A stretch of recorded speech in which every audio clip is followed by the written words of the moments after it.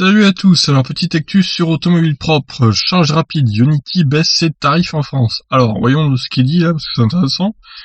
Ah oui, mais attendez, valable uniquement sur les bornes tri-standard 50 kW installées sur les stations françaises de Ionity. Cette réduction de tarif a été décidée en réaction à l'arrêt soudain d'une grosse partie du réseau Corridor.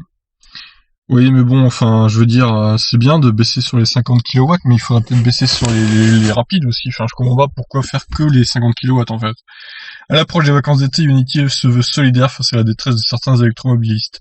Alors qu'ils y a brusquement mis hors service 90% du réseau Corridor, l'opérateur spécialiste de la charge haute puissance vient d'annoncer l'introduction d'une nouvelle offre tarifaire mise en place depuis le 1er mai 2020.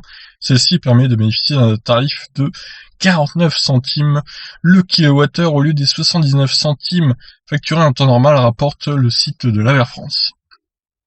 Un tarif préférentiel qui s'adresse essentiellement aux propriétaires qui ne disposent pas de prise CCS ou qui ne peuvent pas bénéficier de la charge à très haute puissance. Ainsi, seules sont concernées les bornes tri-standard du réseau Ionity, limitées à 50 kW de puissance au nombre de 25 dans l'hexagone.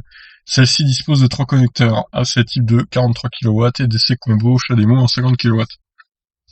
Elles font partie des obligations du décret 2017-26 imposant aux opérateurs la présence de D3 standards pour toute borne installée ou remplacée jusqu'au 31 décembre 2024. Pour bénéficier de ce tarif réduit, il faut absolument passer par un paiement à l'acte. De fait, ça exclut le recours au badge des différents opérateurs de services de mobilité. D'accord, bon, j'ai envie de vous dire, c'est toujours bon à prendre, hein, si vous avez une voiture qui ne peut pas charger, comme la nouvelle Zoé par exemple, à plus de 50 kW, vous pourrez utiliser ces bornes-là.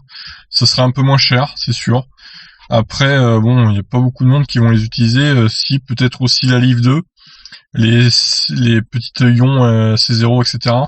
Et en gros, toutes les voitures qui n'ont pas plus de 50 kW en charge DC. Donc voilà, écoutez, c'est toujours bon à savoir en tout cas. Si vous avez besoin de partir quelque part loin, vous paierez moins cher en utilisant ces bornes-là. C'est un peu dommage qu'ils aient pas aussi baissé les prix pour les bornes très rapides, quoi. Peut-être que ça viendra, on verra. Je vous laisse réagir.